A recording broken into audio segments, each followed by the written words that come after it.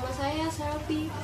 Saya akan menyampaikan berita tentang pertandingan badminton yang diselenggarakan dan di Inggris.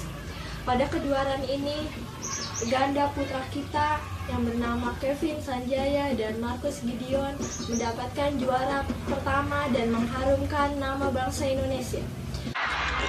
Ini dia penampilan ayah dari Kevin Sanjaya dan Marcus Gideon setelah berhasil menumbangkan pasangan ayah dari Cina dengan 2 straight langsung. Bagaimana performa terbaik ayah dari Kevin dan Gideon? Ini dia ekspresi kemenangan ayah dari Kevin dan Gideon.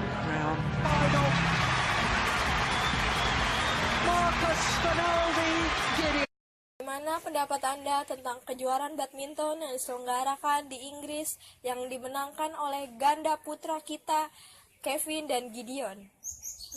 Ya, Kevin Gideon sangat bagus mainnya, dia juga sangat berbakat dalam bermain bulu tangkisnya. Saya juga sangat, ya kayak gimana ya, pokoknya dia tuh mengharumkan nama baik Indonesia. Dia juga, pokoknya dia itu pemain yang sangat bagus di Indonesia. Terima kasih dengan wawancara ini. Ya, sama-sama. Sudah perjumpaan kita pada siang hari ini dan saya Selvi melaporkan dari Cikarang. Terima kasih.